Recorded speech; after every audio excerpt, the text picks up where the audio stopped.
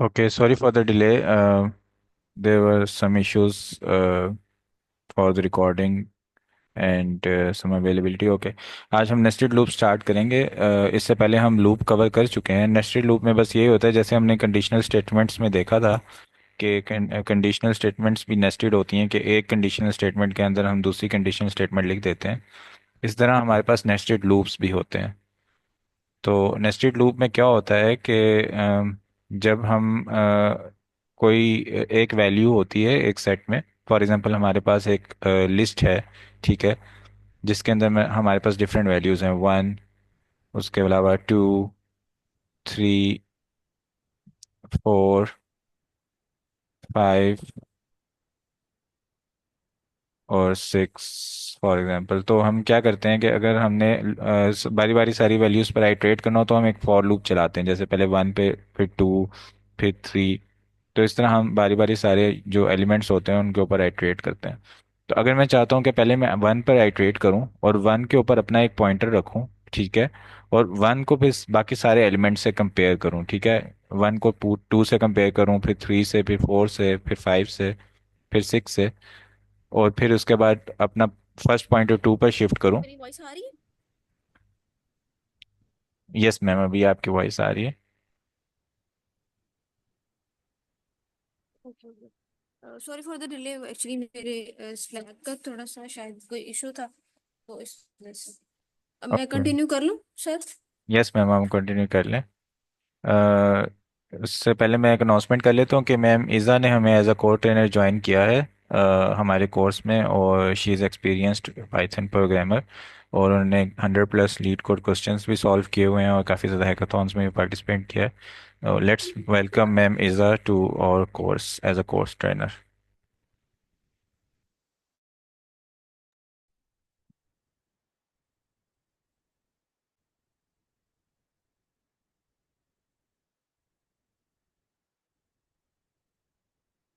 ये तो हम स्टार्ट करते हैं। मैं अपनी स्क्रीन शेयर कर लेती हूँ।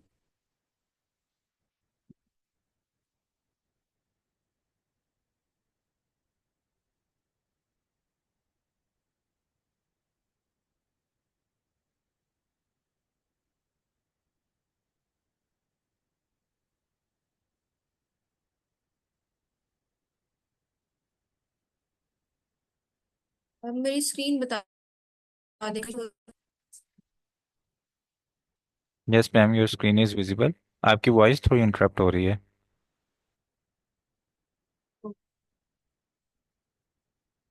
अच्छा, तो हमने ये तब तक लोड हो रहा है। हमने डिस्कस करना है आज लूप थी, तो हम नेस्टेड लूप से स्टार्ट करेंगे। ठीक है, तो ठीक है। पहले तो लूप बेसिकली क्या करता है? लूप हमारे पास जो भी हमने काम करना होता है उसको रेपिटेशन कर देता है। ठीक है, जैसे कोई भी रोबोट होता है, अगर हम उसको कोई भी कमांड देते हैं कि इसको रिपीट कर दो, ठीक है, तो वो उस चीज को रिपीट करता रहता है बगैर सोचे समझे। बस जो हमने उसको कमांड दे दी वो उसको रिपीट करेगा। ठीक, इसी तरह जो हमारे पास लूप्स होती हैं, लूप्स हमारे पास जो भी हम उसको कमांड देते हैं वो रेपिटेशन करते हैं उनकी। ठीक है। तो जो हमारे पास कॉमन लूप्स हैं, जो हमारे पास मोस्टली यूज लूप्स हैं, उनमें फॉर लूप है, वाइल लूप है, डू वाइल लूप्स हैं, इस तरह की। तो अभी हम जो है वो यहाँ सिर्फ फॉर लूप की एग्जांपल देख लेते हैं। ठीक है, अगर हमने वैसे फॉर लूप का सिंटैक्स अगर हम देखें तो ये इसमें हम फॉर यूज का कीवर्ड होता है, और ये जो आई है ये एज एन आइटरेटर हम यूज करते हैं, और रेंज है, रेंज एक फंक्शन है। ठीक है, जिसमें हम देते हैं इसका स्टार्ट। बेसिकली 3 पैरामीटर होते हैं उसमें। हम इसका जो है वो स्टार्टिंग पॉइंट देते होते हैं यहाँ पे, एंडिंग पॉइंट, और हम ये बताते हैं उसको कि कितना इसने जंप करना है। ठीक है, मतलब अगर हम 1 to 10 तक नंबर प्रिंट कराना चाह रहे हैं, ठीक है, तो उसमें उसके 2 नंबर्स का अगर गैप रखना है, 3 नंबर्स का, तो उस तरह से। लेकिन उसमें हम इसकी इतनी डेप्थ में नहीं जाएंगे। हम सिर्फ ये देखेंगे कि यहाँ पे रेंज फंक्शन हमने यूज किया है और हमने इसको ये बताया है। अच्छा, ये एक पैरामीटर के साथ भी काम करता है। ठीक है, इसमें हमने सिर्फ ये पैरामीटर ये 3 टाइम्स रन होगा। ठीक है, अब हमने फॉर लूप को यूज किया है यहाँ पे सिर्फ, और यहाँ पे हमने 3 ऐड किया था और 3 टाइम्स हाई उसने प्रिंट कर दिया। ठीक है, अब नेस्टेड लूप्स क्या होती हैं हमारे पास? नेस्टेड लूप्स बेसिकली होती हैं लूप इन अनदर लूप, ठीक है। अब हमने एक लूप यूज की है तो उसके अंदर हम एक और लूप यूज कर रहे हैं, तो उसका हम, अब ये जो नेस्टेड लूप्स होती हैं इनमें आप एक लूप के अंदर दूसरी लूप भी यूज कर सकते हैं। अ, आप 1 2 3 4 आप use कर सकते हैं, ठीक है। तो हम और ये जो लूप्स हैं, इनकी नेस्टेड लूप्स हैं, ये किस तरह से काम करती हैं, ठीक है, और हमें इनकी क्यों जरूरत पेश है, ठीक है, क्यों हम इनको यूज करते हैं। इनको बेसिकली शेप्स और पैटर्न वगैरह जो हमने बनाने होते हैं, जैसे हम कोई ग्राफिक्स वगैरह, कोई पिक्चर्स डिजाइन करते हैं, ठीक है, कोई हमने कोई ग्रिड्स वगैरह डिजाइन करने होते हैं, कोई शेप्स बनानी है, तब हमें नेस्टेड लूप्स की जरूरत पड़ती है, ठीक है। ये बेसिकली ज्यादा रोज और कॉलम्स पे काम करना इसलिए होता है कि हम चीजों के कॉम्बिनेशंस बनाते हैं, ठीक है। क्योंकि जैसे कॉलम्स में जो अंदर वो है, वो बेसिकली पीछे उनके होते हैं, ठीक है, पैटर्न्स बने हुए होते हैं, तो उसमें हमें चीजों के कॉम्बिनेशंस बनाने होते हैं, तो उसके लिए हमें नेस्टेड लूप्स की जरूरत पड़ती है, ठीक है। अब ये एक सिंपल, अगर सिंपली अगर हम इसको देखें तो हम क्या करते हैं, कोई भी टास्क जो हमने कहा हुआ है जिसको रिपीट करना है, तो टास्क हम एक और टास्क करा देते हैं, रिपीट कराना होता है, ठीक है। अस्सलाम वालेकुम मैम, आपकी वॉइस में बार बार डिस्टॉर्शन आ देखें रही तो है। यहाँ पे है जी फॉर। अब ये फॉर लूप हमने सिर्फ लगाई हुई है यहाँ पे कि ये क्या करेगी। अगर मैं इसको,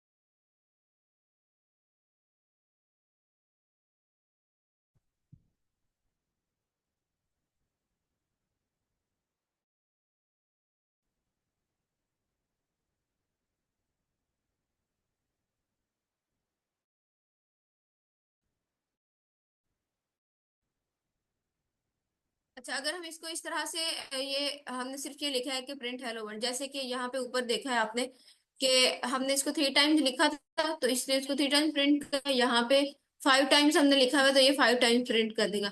अब नेस्टेड लूप क्या करेगी, ये देखिए, अगर हम यहाँ पे ये देखिए, नेस्टेड लूप हमने यूज किया, ठीक है, हमने इससे इसको ये ऐसे यूज किया कि for chain range nested loop. अब इसका आप रिजल्ट देखेंगे तो ये रिजल्ट इसका इस तरह से होगा, ये आउटपुट ऐसे होगी। ये आउटपुट इस तरह से कैसे आई है कि हमने क्या किया है, पहली दफा जो है वो एक लूप चली है, उसने हेलो वर्ल्ड प्रिंट कर दिया। अब उसके बाद वो नेक्स्ट टू पे चला गया, जे पे चला गया। अब जे जो है वो एक दफा नेस्टेड लूप प्रिंट करेगा, वो ये स्टेटमेंट प्रिंट करेगा नेस्टेड लूप, ठीक है। वो दूसरी दफा प्रिंट करेगा क्योंकि यहाँ पे रेंज में हमने 3 लिखा हुआ है, ठीक है, तो वो 3 टाइम्स इसको प्रिंट करेगा, ठीक है। ये उसकी जो भी रिक्वायरमेंट थी यहाँ पे 3 टाइम्स की, वो पूरी होगी, फिर वो दोबारा से फर्स्ट पे आ जाएगा, ठीक है। फर्स्ट पे आएगा, फिर वो प्रिंट करेगा, ठीक है, और फिर उसके बाद वो नेक्स्ट मूव करेगा, तो फिर वो 5 टाइम्स 3 टाइम्स इसको प्रिंट करेगा। तो इसी तरह ये साइकिल चलता है वहां पे, जब तक ये 5 टाइम्स ये वाली हमारा फॉर जो आई वाली जो हमारी आउटर लूप है, इसको हम आउटर लूप बोलते हैं, और जो हम सेकंड यूज करते हैं उसको हम for loop बोलते हैं। हाँ, जब भी आउटर लूप चलेगी तो उसके साथ ही फिर इनर लूप भी और इसका आपको रखना है कि am I audible? Yes, ma'am, you are audible. अच्छा, जब आपने वेरिएबल का नाम देना है, जैसे आइटरेटर को हम नाम दे रहे हैं, जैसे यहाँ पे मोस्टली हम ये यूज करते हैं I for I in range, ठीक है। अगर हम वाइल वगैरह में भी यूज कर रहे हैं तो भी हम इसी तरह के ज्यादातर हम आई ही यूज कर लेते हैं, ठीक है।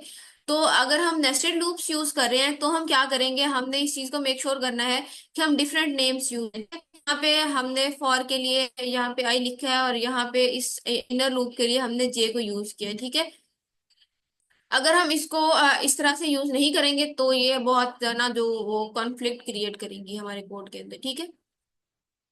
इससे क्या होगा कि लूप्स कैन बी मिक्स, ठीक है। अब हम नेक्स्ट उस पे मूव करते हैं कि लूप्स जो है वो मिक्स्ड होती हैं, ठीक है। इसमें कोई इस चीज से फर्क नहीं पड़ता कि आप जो है वो फॉर लूप के साथ वाइल लूप यूज नहीं कर सकते जब आप नेस्टेड लूप्स यूज करें, या फिर आप जो है इनके साथ डू वाइल यूज कर सकते हैं, या कोई इस तरह की लूप्स की कोई रिस्ट्रिक्शन है, तो ऐसा कुछ नहीं है। आप लोग इनके साथ अगर आपकी outer loop for loop use हो रही है और इनर में वाइल यूज कर सकते हैं। अगर आउटर में फॉर यूज हो रही है तो आउटर इनर लूप में आप वाइल यूज कर सकते हैं, तो इसमें कोई इस तरह की रिस्ट्रिक्शन नहीं है, ठीक है।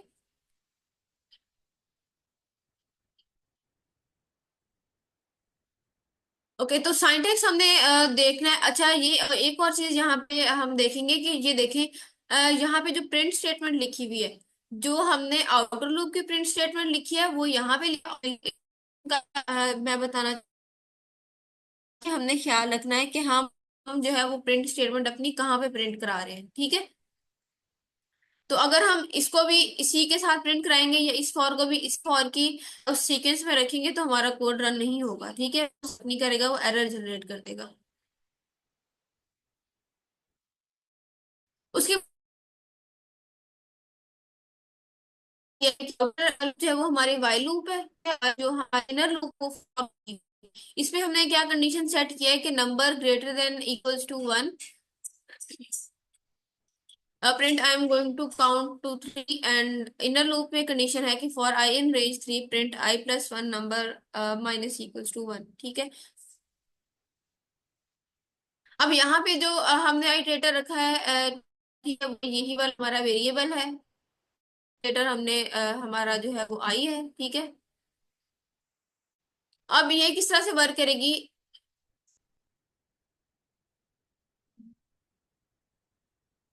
अभी भी मेरी वॉइस में डिस्टॉर्शन है या क्लियर है? मैम हमें तो क्लियर आ रही है आपकी आवाज़। नहीं मैम, क्लियर है आपकी आवाज तो अभी।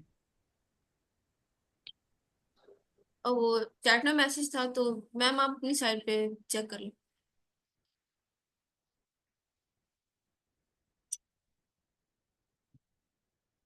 अब जिस तरह से हमने पीछे बात की थी, ये देखें कि वो एक दफा हेलो कर रहा है और उसके बाद 3 टाइम्स वो ये प्रिंट कर रहा है दिस इज नेस्टेड लूप। इसी तरह वाइल वो यही करेगा, I am going to count 3, और बाकी दफा वो ये क्या करेगा, वो इंक्रीमेंट करके नंबर प्रिंट करेगा, ठीक है। 1 2 3, तो उसका नंबर 1 से स्टार्ट हो जाएगा, फिर वो 1 2 3, ठीक है। अच्छा, अब हम ये बेसिकली हम ये जो कवर कर रहे हैं, जो कोड इन प्लेस की जो बुक है, ठीक, जो हमें रेफरेंस के लिए उन्होंने दी हुई है, तो टॉपिक्स कवर कर रहे हैं, ठीक है। आप लोगों में से किसी ने गो थ्रू किया है इस बुक को?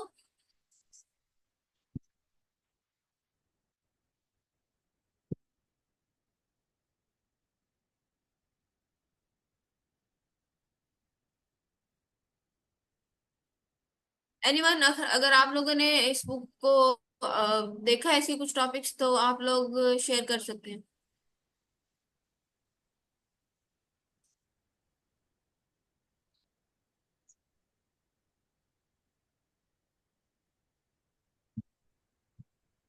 मैम किस बुक की बात कर रही हैं आप?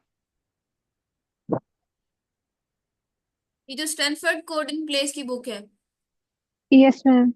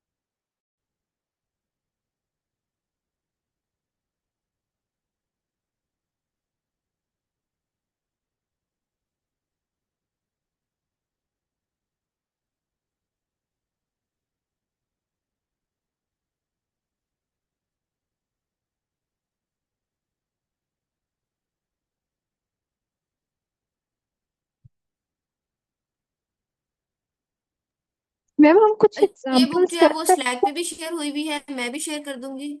जी जी। हैं, लाइक नेस्टेड लूप के बाद हम इससे रिलेटेड कुछ प्रॉब्लम सोल्व कर सकते हैं for practice in class.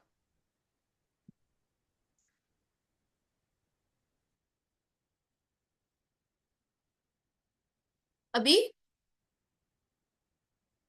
Yes ma'am.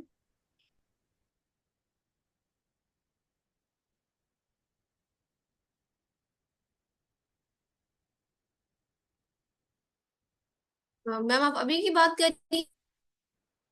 Yes ma'am, मैं अभी की बात कर रही हूँ, लाइक जिसने अभी हमने नेस्टेड लूप किया है, हमने लाइक बिल्कुल एक सिंपल एग्जांपल से तो किया है, लेकिन अगर एक प्रॉब्लम हमारे पास आ जाए, कंपैरिजन हमें करना पड़ जाए चीजों का एक साथ, तो उस तरह से अगर कोई एक एग्जांपल हम क्लास में डिस्कस कर लें ताकि हमें उस पर कोड बनाना आ जाए।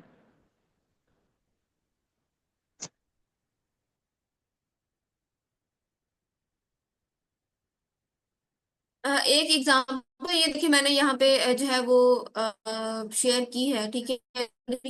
लेकिन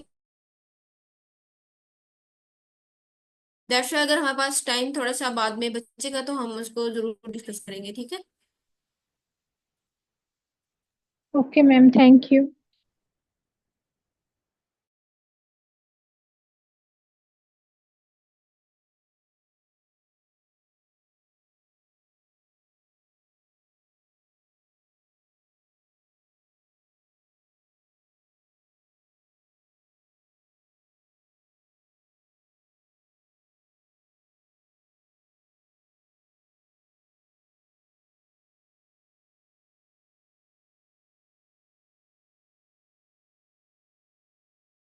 जो है इसको आप हम देते हैं।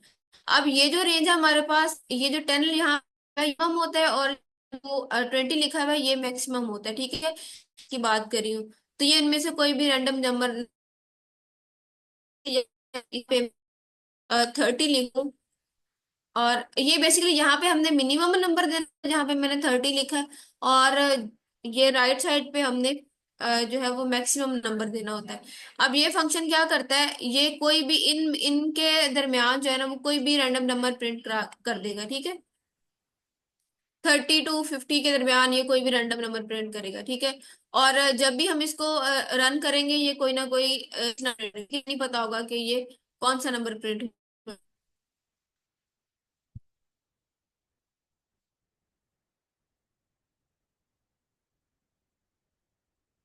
मैम जब हमें अच्छा, पता नहीं होगा ये इसके कौन। बाद इसका एक और रैंडम डॉट रैंडम, ठीक है। ये किस तरह से यूज होता है कि ये क्या करता है, ये 0 और 1 के दरमियान कोई भी फ्लोटिंग नंबर जो है ना वो रिटर्न कराएगा।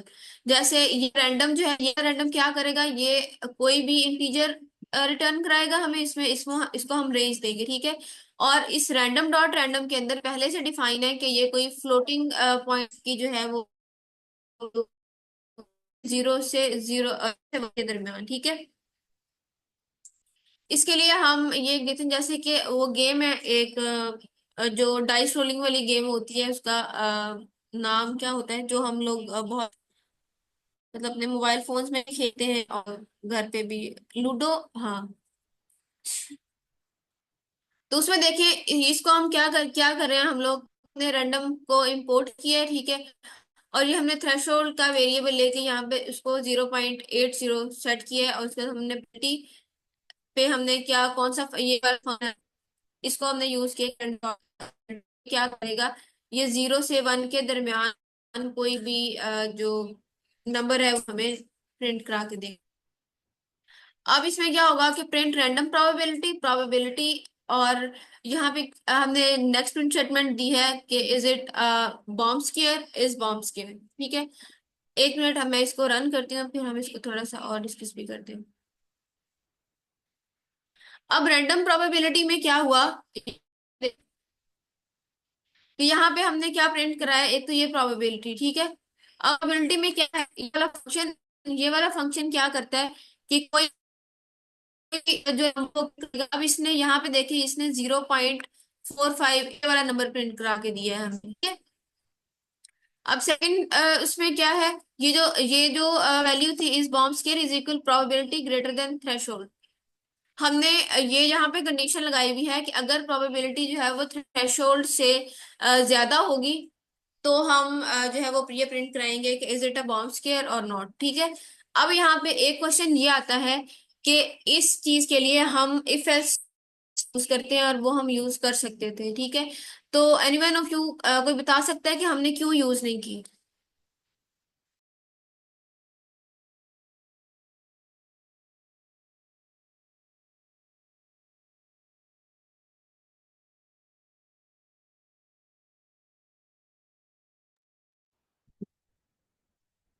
आप लोगों में से कोई बताएगा कि हमने जो है वो यहाँ पे इफ एल्स स्टेटमेंट क्यों नहीं यूज की, जबकि कॉमनली हम वही यूज करते हैं ना इसके लिए। मैम मुझे ये रैंडम डॉट रैंडम वाला समझ नहीं आ रहा कंसेप्ट। और इससे पहले भी जैसे हमने वो डिजिट कोई भी रेंज एक दे दी लाइक 30 to 50 के दरमियान, और हर दफा रन करने पे वो हमें डिफरेंट डिजिट दे रहा है, तो उसका हम किस तरह से यूटिलाइज कर सकते हैं? काइंडली इसको थोड़ा एलेबोरेट कर दीजिए।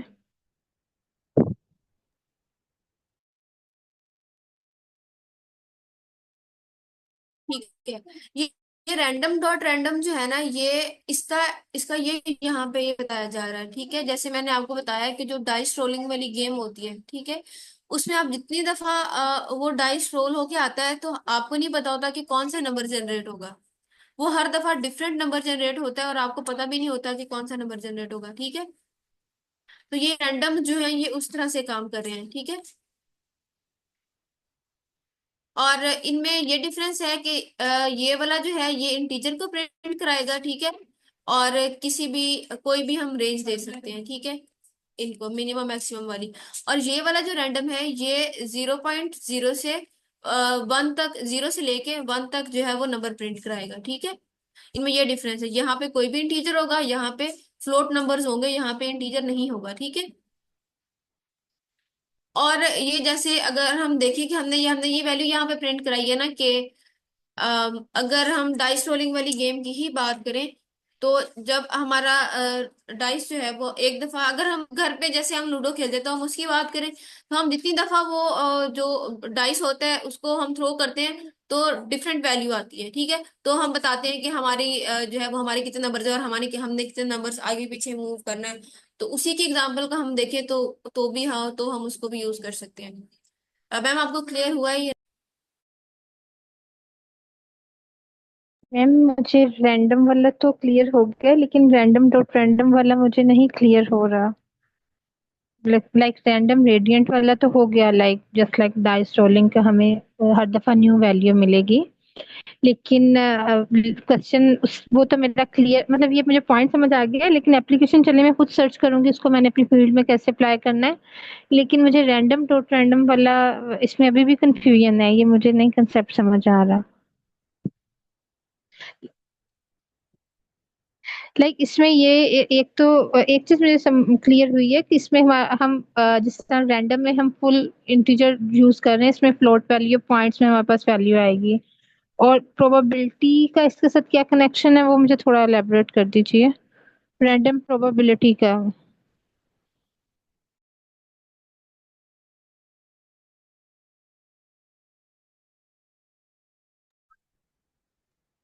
मैम मैं कुछ बोल सकता हूँ?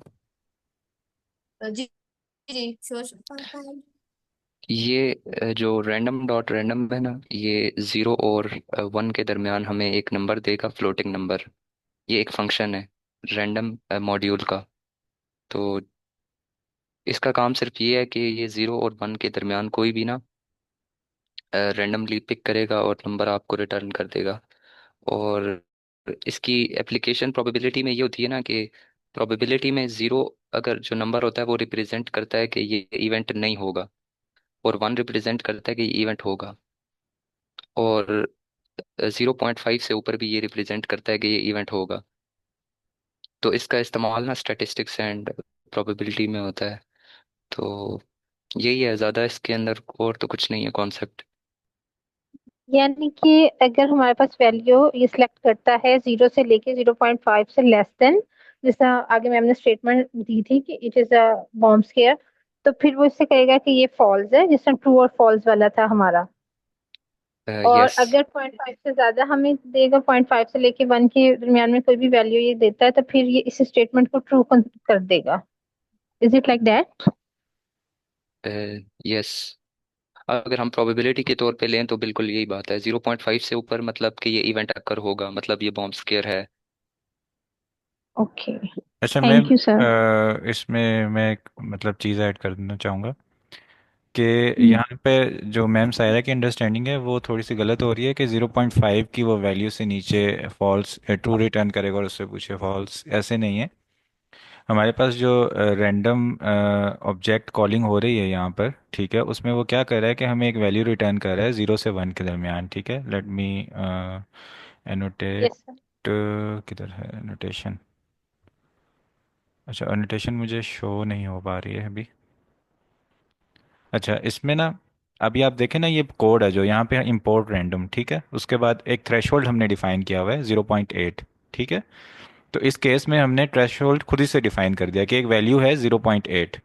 उसके बाद हम प्रोबेबिलिटी के एक वेरिएबल में वैल्यू स्टोर कर रहे हैं रैंडम से जनरेट करके, ठीक है। रैंडम ने कोई भी वैल्यू जनरेट कर दी है, जब भी हम प्ले का बटन दबाएंगे ना डिफरेंट वैल्यू जनरेट होगी। उसके बाद हम खुद से उसको कंडीशन बता रहे हैं, इस bomb square is equal to probability greater than threshold. यानी उसने खुद से कोई थ्रेशोल्ड नहीं रखा हुआ कि 0.5 से ऊपर होगा तो क्या होगा, नीचे होगा तो क्या होगा। हम खुद उसे बता रहे हैं कि हमने एक वेरिएबल डिफाइन किया था 0.8।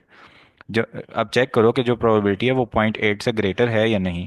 इस कंडीशन को चेक करेगा ट्रू है या नहीं, ठीक है।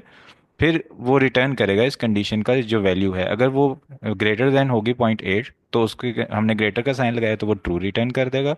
अगर वो 0.8 से ग्रेटर नहीं होगा तो फिर वो फॉल्स रिटर्न कर देगा। उसी कंडीशन को हम आगे प्रिंट फंक्शन के जरिए प्रिंट कर रहे हैं कि जो हमने ये कंडीशन चेक की है इस बॉम्ब स्क्वायर, जो लास्ट वाली हमें हमारी प्रिंट स्टेटमेंट है ना, उसमें हम वेरिएबल प्रिंट कर रहे हैं इस बॉम्ब स्क्वायर। तो वो बॉम्ब स्केयर की वैल्यू ट्रू या फॉल्स वो किस वजह से आ रही है कि हमने एक कंडीशनल ऑपरेटर लगाया है प्रोबेबिलिटी ग्रेटर देन थ्रेशोल्ड। उस कंडीशनल ऑपरेटर की वजह से हमारे पास जो रिजल्ट आ रहा है वो ट्रू या फॉल्स में आ रहा है। तो सर इसमें मेरा क्वेश्चन, इससे हमने थ्रेशोल्ड को तो ऑलरेडी डिफाइन कर दिया हुआ कि ये 0.80 है। जी। प्रोबेबिलिटी की वैल्यू हमें नहीं दी है। तो तो ये जी जी जी, क्वेश्चन पूछें। हाँ जी। तो अब हमारे पास प्रोबेबिलिटी की वैल्यू हमें कैसे पता चलेगा कि वो ग्रेटर देन है, लाइक थ्रेशोल्ड, या लेस देन है थ्रेशोल्ड, या ये हमने उसे एज अ कंडीशन हमने उसे दिया हुआ है? वो ऐसे पता क्योंकि चलेगा प्रोबेबिलिटी की कि वैल्यू तो कहीं भी प्रोबेबिलिटी, डिफाइन जी नहीं जी, है ना। प्रोबेबिलिटी की जो वैल्यू है ना वो आप देखें कि जो हमारा एक तीसरे नंबर पर हम वेरिएबल डिक्लेयर कर रहे हैं, probability is equal to random dot random. यानी प्रोबेबिलिटी की एक रैंडम वैल्यू यहाँ पर जनरेट हो रही है। जब भी मैं इस प्रोग्राम को रन करूँगा, जो रैंडम वेरिएबल है हमारे पास या रैंडम क्लास का जो ऑब्जेक्ट है वो एक रैंडम वेरिएबल डिक्लेयर करेगा हर बार। और हर बार फिर हम उसको पहले से एक वैल्यू दिया 0.8 उससे चेक करेंगे।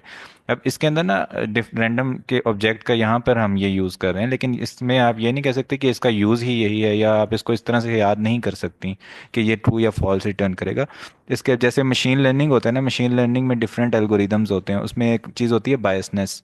तो हम चाहते हैं कभी बायसनेस की वैल्यू हम कुछ दें, कभी कुछ दें, कभी कोई और वैल्यू दें, और डिफरेंट तरह से डिफरेंट वैल्यूज़ देके हम चेक करें कि किस चीज़ में आउटकम ज़्यादा अच्छा आ रहा है, हमारे डाटा ज़्यादा अच्छा किस चीज़ में रीड हो रहा है। तो हम उसके लिए के बजाय हम बारी बारी सारी वैल्यूज़ एंटर करें, हम एक रैंडम ऑब्जेक्ट कॉल कर देते हैं और वो खुद ही बारी बारी डिफरेंट वैल्यूज़ जो है ना वो चेक करता रहता है। इसी तरह आप केमिस्ट्री में आप कोई कुछ रिएक्शन करना मैं चाह रही जी हैं, सर, जी तो जी जी जी सर। उस रिएक्शन में अब आप चाहती हैं कि एक बार वाटर के साथ अगर आपने कोई एलिमेंट ऐड करना है वो किसी क्वांटिटी में ऐड हो, दूसरी बार किसी और क्वांटिटी में ऐड हो, और आप डिफरेंट रिएक्शंस देखना चाह रही हैं, तो आप रैंडम वेरिएबल के ज़रिए से वो डिफरेंट वैल्यूज़ जनरेट कर सकती हैं। उसको एक रेंज दे सकती हैं, भाई इस रेंज से लेके इस रेंज तक आप डिफरेंट परसेंटेजेस मुझे जनरेट करके दो। वो आपको जनरेट करके दे देगा और उसके बाद आप एक प्रोग्राम में डिफरेंट वैल्यूज़ उससे आउटकम देख सकती हैं कि क्या हो सकती हैं। फिर जो आपके मतलब की चीज़ है उसको आप यूटिलाइज कर सकते हैं एग्जैक्ट वैल्यू वो वाली यूज़ करके। Okay sir, thank you so much. Now it's clear.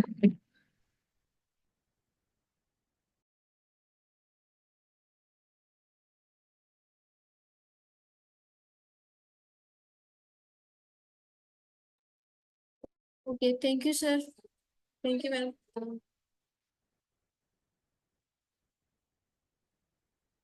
अच्छा, अब इसमें एक और फंक्शन है रैंडम डॉट यूनिफॉर्म का, ठीक है। इसमें भी हमारे पास वही सिंटैक्स है रैंडम इंट वाला, ठीक है। मिनिमम वैल्यू हम देंगे, मैक्सिमम वैल्यू देंगे, और ये हमें कोई भी रैंडम फ्लोट वैल्यू देगा जो कि मिनिमम एंड मैक्सिमम जो हमने यहाँ पे दिया है उसी में होगी, ठीक है, उसी इनके दरम्यान होगी, ठीक है। अगर हम ये देखें कि हाइट इन मीटर्स, अच्छा इसके एग्जांपल हम इस तरह से लेंगे जैसे मैंने पहले डाइस वाली एग्जांपल दी। अब उसमें क्या होता है कि जब हम वहां पे अकाउंट बनाते हैं तो हमारे पास जो है ना वो डिफरेंट टाइप की डीपीस अवेटर्स होते हैं हमारे, तो वो हम कह सकते हैं, ठीक है। अब उनको उनकी अगर हमने हाइट और वो सेट करनी है कि उनकी हाइट कितनी हो, ठीक है, वो आपने देखा है डिफरेंट टाइप की वो होती हैं एनिमेशन सी, कार्टून से बने हुए होते हैं। कुछ ऐसे फीमेल टाइप के लग रहे होते हैं, कुछ मेल्स लग रहे होते हैं, कुछ ऐसे एनिमल्स की शेप होती है उनकी, तो डिफरेंट वो होते हैं। तो वो भी ऐसे ही रैंडमली जनरेट हुए हुए होते हैं, ठीक है। उनमें उस तरह की चीजों में हम इन फंक्शंस को यूज करते हैं। अगर हम ये देखें यहाँ पे हाइट इन मीटर्स का हमने एक वेरिएबल लिखा है और इसमें हमने ये वाला फंक्शन कॉल किया है रैंडम डॉट यूनिफॉर्म, और इसमें हम वैल्यू दी है और एक हमने मैक्सिमम वैल्यू दी है कि 1.5 से 3.0 के दरमियान, और वो ये रिटर्न कराएगा। अब उसमें क्या होगा, हाइट इन मीटर्स में हमने क्या किया है कि हमने उसको राउंड ऑफ किया है, ठीक है। अब ये रैंडमली कोई भी वैल्यू जनरेट करेगा तो ये बहुत लंबी वैल्यू भी तो जनरेट जनरेट कर सकता है ना। मतलब ये अगर 1.93 जनरेट कर रहा है तो ये 1.93333 बहुत, ठीक है। तो हम उसके क्या करेंगे, हमें उसकी कोई जरूरत नहीं है। हमने क्या किया उसके लिए, हमने यहाँ पे राउंड का फंक्शन यूज किया है इसका, जो कि राउंड ऑफ करता है। जैसे कि हमने अपनी पहले मैथ्स वगैरह में हमने ये चीज पढ़ी है राउंड ऑफ करने की, जब अगर पॉइंट के बाद हमारे पास वैल्यूज ज्यादा होती हैं तो हम उनको राउंड ऑफ कर देते हैं, ठीक है। तो उसी तरह वो वाला राउंड जो है वो हम यहाँ पे यूज करें, उसमें हमने उसको बताया है कि हमें वैल्यू जो है वो 3 डिजिट्स तक चाहिए, उससे आगे जो भी है अब वो हमें नहीं चाहिए, तो हमें 3 डिजिट्स तक राउंड ऑफ कर दो। अब इसके अंदर इसमें ये हो सकता है कि उसमें आगे बहुत सारी वैल्यूज हों, ठीक है। तो उसने हमने यहाँ पे ये राउंड का फंक्शन यूज किया है, तो उसने हमें ये सिर्फ राउंड वाली जो वैल्यू है 3 डिजिट्स तक से राउंड करके यहाँ पे हमें दे दिया। अब प्रिंट हमने क्या किया है, प्रिंट हाइट उसके बाद कंकैटिनेट कर दिया हमने ये स्ट्रिंग हाइट इन मीटर्स, और वो हमने उसने मीटर्स में हमें ये हाइट दे दी है, ठीक है। अब अगर हम इसको कहें कि ये हमें 4 डिजिट्स तक नंबर दे, तो लेट्स सी क्या रिजल्ट आता है। ये देखें, अब अगर अगर हम ये देखें राउंड की बात करें, अब इसने क्या किया है 1.5486 इसने हमें आउटपुट दिए। और इसी तरह ये वाली रेंजेस भी हम चेंज कर सकते हैं, ठीक है। ये 1.0 है, इसको हम 1.2 कर सकते हैं, 3.0 है, ठीक है, इसको हम 3.1 कर दिया। अगर ये 3.0 ही रहे तो भी हम देखेंगे कि ये कैसे काम करती है, ठीक है। ये देखिए रिजल्ट, ये रैंडम में जो भी आउटपुट आनी है ना आपके पास, उसमें नंबर जो आना है वो रैंडम ही आएगा, ठीक है। आपको पता नहीं होगा, आप रेंजेस डिफाइन कर सकते हैं। जी मैम, इकरा आपका हैंड रेज है, कोई क्वेश्चन है, आप पूछ रहे हैं। मैम ये जो आपने राइट किया है लास्ट वाला प्रिंट में जिसमें कनकेटिनेट किया हुआ है, इसका मुझे थोड़ा सा आइडिया दे दें, और ये एम क्या रिप्रेजेंट कर रहा है ये भी बता दें जो लास्ट में है। और कनकेटिनेट का थोड़ा सा ओवरव्यू दे दें क्योंकि मुझे उसका नहीं पता वो क्या होता है। ओके। अच्छा, कंकैटिनेशन क्या होती है, कंकैटिनेशन होती है बेसिकली जब भी हम स्ट्रिंग्स को एक जगह पे जोड़ते हैं, ठीक है। इसको हम ये भी कह सकते हैं, एक जगह जोड़ना भी इनको कह सकते हैं। हम कंबाइन दो सेपरेट चीजों को जब हम कंबाइन कंबाइन करते हैं तो उसको हम कंकैटिनेशन कहते हैं, ठीक है। और उसके लिए हम ये वाला प्लस वाला ऑपरेटर यूज करते हैं, ठीक है। अब प्रिंट स्टेटमेंट के अंदर जो भी इन ये इन्वर्टेड कॉमास के अंदर जो भी वैल्यू होती है वो एज इट इज हमारे पास प्रिंट हो जाती है, ठीक है। जैसे ये हाइट है, ये हाइट बिल्कुल एज इट इज यहाँ पे प्रिंट हो गई, ठीक है। ये इसके अंदर साथ में सेमी कॉलन है, ये भी प्रिंट हो गया, कॉलन है ये भी प्रिंट हो गया। फिर उसके बाद ये देखिए ये एम जो है ये भी इन्वर्टेड कॉमास के अंदर है, ये भी एज इट इज एम प्रिंट हो गया यहाँ पे, ठीक है। ये एम हम यहाँ पे बेसिकली मीटर के लिए यूज कर रहे हैं, जो मीटर हम यूजुअली बोलते हैं मीटर, 1 मीटर 2 मीटर, तो ये उस मीटर के लिए उस एम को हमने यूज किया है, ठीक है। ये जो इन कॉमर्स के अंदर आप देखें जो वैल्यूज हैं, जो भी लिखा हुआ है सेंटेंस है, ये जो कुछ भी है वो बिल्कुल एज इट इज प्रिंट हो गया, ठीक है। अब ये जो है देखिए यहाँ पे भी हमने कंकैटिनेशन किया और यहाँ पे भी किया। यहाँ पे हमने फर्स्ट में लिख दिया है कि स्टार्ट में लिख दिया हमने हाइट, ठीक है। उसके बाद हमने एक ये यूज किया है प्लस का साइन, फिर हमने str हम स्ट्रिंग के लिए लिखते हैं, ठीक है।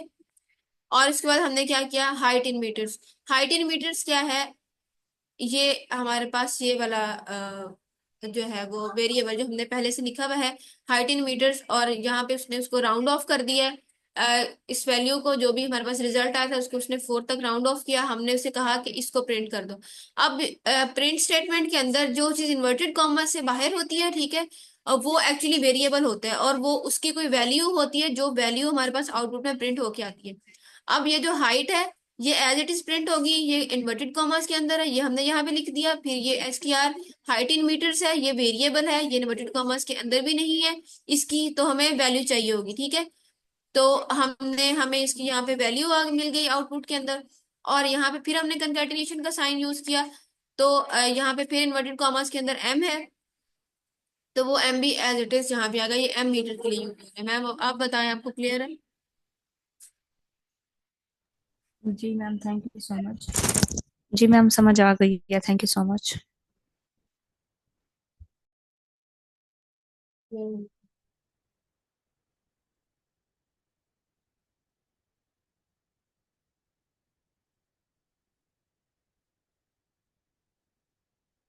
अच्छा, अब इसमें एक और हमारे पास कॉन्सेप्ट था नन का, ठीक है।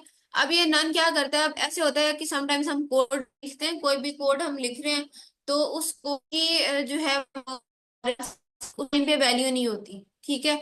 अब फॉर एग्जांपल हम ये लिख रहे हैं, ये वाला फंक्शन लिख रहे हैं रैंडम डॉट यूनिफॉर्म वाला, तो अभी हमारे पास जो है ना वो उसकी मैक्सिमम वैल्यू नहीं है। हम कह रहे हैं कि इसकी मैक्सिमम वैल्यू ना हम कुछ टाइम के बाद जब हमें मिलेगी या हमें कोई कंडीशंस पता चलेंगी तो हम वो प्रिंट उसके लिए ना, तो वो यहाँ पे हमें ऐड कर देंगे। तो उसके लिए हम क्या करते हैं, हम जो है वो नन वहां पे लिख देते हैं, तो वो क्या करते हैं सिर्फ नन प्रिंट करा देता है, कोई वैल्यू हमारे पास उसकी प्रिंट नहीं होती है, ठीक है। ये हमने इसकी अगर हम टाइप देखें, ये बेसिकली डेटा टाइप है कि अगर हम देखें तो इसकी टाइप भी नन ही होती है, ठीक है। ये भी वो भी आपको नन ही शो कराएगी।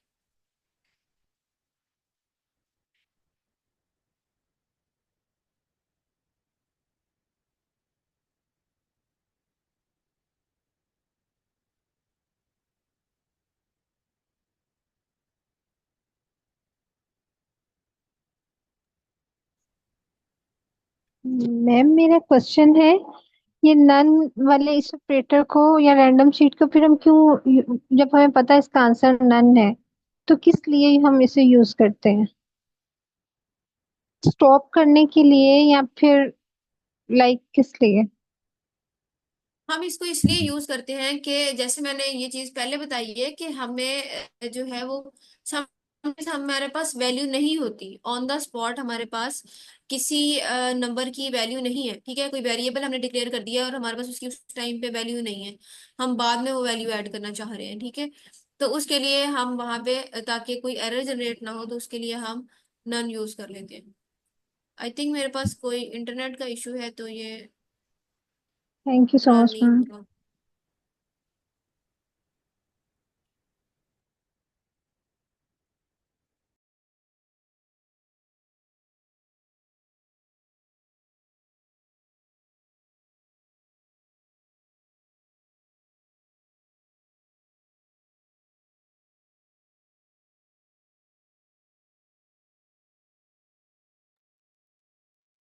आई डोंट नो ये मेरे पास बुक क्यों नहीं ओपन हो रही है, हालांकि अभी क्लास से 5 मिनट पहले मेरे पास ओपन थी और मैं इसको देख रही थी। आप लोगों में से अगर कोई सर हमजा, अगर आप इसको बुक ओपन करके थोड़ा सा उसको शेयर कर दे तो स्क्रीन शेयर कर दे, तो थोड़ी सी चीजें मैं बताना चाह रही थी। ओके, मैं कर देता हूँ।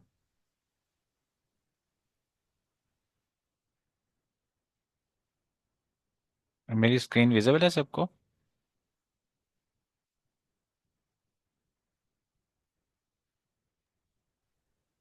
जी सर, हम आपकी स्क्रीन देख सकते हैं। ओके। मैं मिज़ा, आप कौन सा टॉपिक कवर करना चाहती हैं?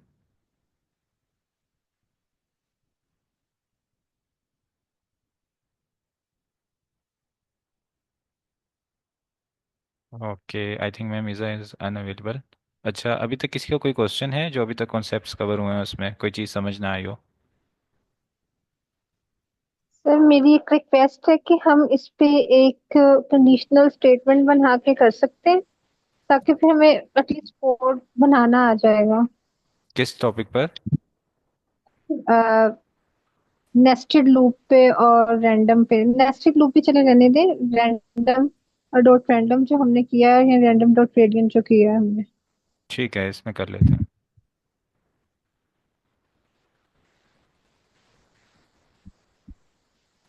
अच्छा, अब हम एक प्रोग्राम लिखते हैं। यस मैम, इकरा आप पूछें। सर ये रैंडम वाला मुझे ना बिल्कुल भी समझ नहीं आया, तो उसको भी एक दफा रिपीट करके थोड़ा सा सिंपलीफाई करके समझा दें। सिंपल रैंडम भी और रैंडम डॉट रैंडम भी, और उसको कैसे यूज करते हैं। ठीक है, अभी हम एक प्रोग्राम लिखते हैं जो एक रैंडम वेरिएबल जनरेट करेगा। ठीक है, रैंडम वैल्यू जनरेट करेगा 0 से लेके 1 तक। ठीक है, 0 से लेके 1 तक वो जनरेट करेगा। हमने बताना है कि वो वैल्यू जो है वो रेंज अपर में आती है या रेंज लोअर में आती है। ठीक है, रेंज अपर का मतलब है कि वो वैल्यू जो है वो 0 से 0.5 तक आती है, और रेंज लोअर इसका मतलब। ठीक है, और रेंज अपर का मतलब हम कहते हैं कि वो वैल्यू जो है हमारे पास 0.5 से लेकर 1 तक आती है। ठीक है, अब ये हम प्रोग्राम लिखते हैं। ठीक है, अब हम एक प्रोग्राम ये इस तरह से लिख सकते हैं कि इसके अंदर सबसे पहले हम रैंडम वैल्यू जनरेट करेंगे। ठीक है, रैंडम वैल्यू जनरेट करने के बाद हम इसमें कंडीशन लगा देंगे, इफ़ कंडीशन। ठीक है, और बल्कि इनपुट लेंगे यूज़र से। ठीक है, अब चेक करेंगे कि यूज़र की जो इनपुट है वो उसने ठीक बताया या नहीं। ठीक है, अगर वो लोअर तब बताए कि जब रैंडम वैल्यू जनरेट हुई थी 0 से 0.5 तक, अपर वो तब बोले कि 0.5 से 1 तक हुई थी। ठीक है, दो कंडीशंस हैं, ये हम गेम बना रहे हैं फॉर एग्जांपल। ठीक है, तो इसके लिए मैं अब रैंडम जो हमारी ऑब्जेक्ट हमने यूज़ करना था ना, कोई भी, जैसे रैंडम और उसके आगे हमने इस तरह लिखा हुआ है। जैसे कोड इन प्लेस में भी आपने देखा था कि हम कैरल्स के फंक्शन यूज़ करते हैं तो हम लाइब्रेरी इंक्लूड करते हैं। तो जब हमने रैंडम का फंक्शन यूज़ करना है तो हम उसके लिए रैंडम की लाइब्रेरी इंक्लूड करेंगे। ठीक है, लाइब्रेरी में बेसिकली क्लासेस डिफाइन होती हैं, ये कॉन्सेप्ट मैं आपको बाद में समझाऊंगा। ठीक है, अच्छा, अब फॉर एग्जांपल एक नंबर जनरेट हो गया गेस। ठीक है, अब हम यूज़र को कहते हैं कि यूज़र इनपुट, इसको मैं नाम दे देता हूँ। ठीक है, यूज़र को कहते हैं कि आप इनपुट करें कि प्रोग्राम ने एक वेरिएबल जनरेट किया है, random value, answer with lower और अपर। ठीक है, तो यूज़र से हम पूछ रहे हैं कि आप आंसर करें लोअर है या अपर है। ठीक है, उसके बाद हम कंडीशंस दो लगा देते हैं कि जो हमारी वैल्यू थी अब उसके ऊपर चेक करते हैं कि यूज़र ने सही जवाब दिया है या नहीं दिया है। ठीक है, तो यहाँ पर हम कहते हैं इफ़ गेस नंबर था ना हमारा, if guess number is greater than 0.5। ठीक है, अगर गेस नंबर जो है 0.5 से ग्रेटर है और जो यूज़र ने इनपुट की, ठीक है, जिसका नाम है यूज़र इनपुट, जो यूज़र ने इनपुट की वो इक्वल है किस चीज़ के? अपर के। ठीक है, तो आप प्रिंट कर दो you one the game, congratulations. ठीक है, इसी तरह हमारी और कंडीशंस आ जाएंगी कि अगर गैस 0.5 से बड़ा है, ठीक है, लेकिन यूज़र ने जो इनपुट की वो हमारी अपर इनपुट नहीं की। ठीक है, यानी मैं इसमें लिखता हूँ else if gas is greater than 0.5 end user input, नाम मैंने बिल्कुल सही लिखना है उसका जो मैंने डिफाइन किया है, user input is equal to lower, यानी नंबर जो था 0.5 से ऊपर था लेकिन यूज़र ने बोल दिया लोअर। तो मेरी आवाज़ आ रही? यस सर, आ रही है।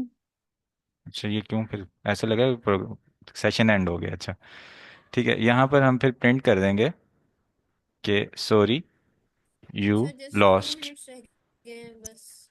जी जी, अच्छा, इसमें समझ आ रही है कि मैं क्या प्रोग्राम लिख रहा हूँ और इसके अंदर क्या लॉजिक फॉलो हो रही है? Yes sir.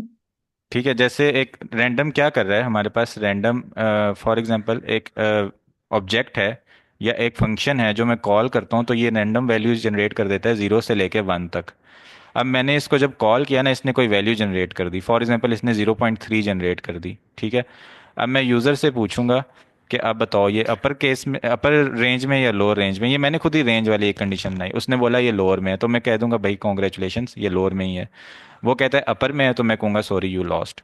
दोबारा प्रोग्राम रन करूंगा, दोबारा वैल्यू जनरेट होगी, तो 0.3 नहीं जनरेट होगी। रैंडम का काम ही ये है कि अगली बार कोई और वैल्यू जनरेट करे, अगली बार वो वैल्यू जनरेट कर देगा 0.6। अब मैं यूज़र को बोलूँगा एंटर करो वैल्यू अपर में है या लोअर में है, ठीक है। तो वो एंटर करता है कि ये लोअर में है, तो मैं उसको कह दूंगा सॉरी यू लॉस्ट। अब वो एंटर करता है अपर में है, तो मैं कह दूंगा ओके कॉन्ग्रेचुलेशन यू वन। दोबारा प्रोग्राम रन होगा, ठीक है, इसको ये वैल्यू जनरेट नहीं होगी, अब अगली बार रैंडम जनरेट होगी कोई और वैल्यू, फॉर एग्जांपल 0.9, ठीक है। तो इस तरह से मैं उसको बता भी सकता हूँ वाइल लूप लगा के कि 3 बार ये प्रोग्राम रन कर दो, 3 ट्राइज दे दो। तो रैंडम की अगर हमने ये प्रोग्राम एक देख लिया कि क्या करता है रैंडम, कि हर बार जब भी मैं प्ले का बटन दबाता हूँ, तो वो मुझे जैसे मैंने अब यहाँ पर प्ले का बटन दबाया, तो इस बार रैंडम कोई वैल्यू जनरेट होगी, वो कोई और होगी, ठीक है। अगली बार जब मैं प्ले सर का इस बटन दबाऊंगा तो कोई और वैल्यू जनरेट होगी।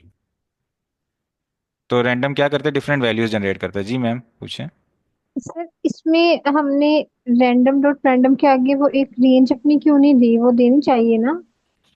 अच्छा लाइक वो डिफरेंट। 0 से लेके 1 के दरम्यान में है। लाइक ये अपर जब आपने लिखा है गेस्ट रैंडम डॉट रैंडम, जी फिर जी। उसके बाद हमने ब्रैकेट्स को बिल्कुल एम्प्टी रखा है।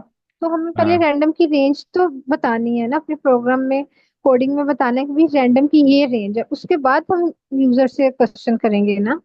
अच्छा वो डिफरेंट फिर उसके सेंटेक्स है ना, जैसे रैंडम डॉट रैंडम लिखा है ना मैंने, तो पहले से डिफाइन है कि ये 0 से लेके 1 तक वैल्यू देगा, ठीक है। जो आपने वो प्रोबेबिलिटी वाला अभी प्रोग्राम देखा था, यहाँ पे अगर मैं देखूंगा रैंडम डॉट यूनिफॉर्म और आगे 2 वैल्यूज इसको दे दूंगा, फिर ये उन 2 वैल्यूज में जनरेट करेगा, यानी इसके डिफरेंट फंक्शंस हैं फिर आगे। तो अभी टाइम हमारा अप हो गया है, इसको अगर आपको क्लियर नहीं हुआ तो हम ये कल डिस्कस कर लेते हैं। यहाँ पे हम ओपन करते हैं, थोड़ा सा देखते हैं रैंडम, ठीक है। इसके देखें यहाँ पे फंक्शंस हैं different. Random dot rand int, इसको मैं दूंगा मिनिमम और मैक्सिमम, तो ये इंट का मतलब है इंटीजर।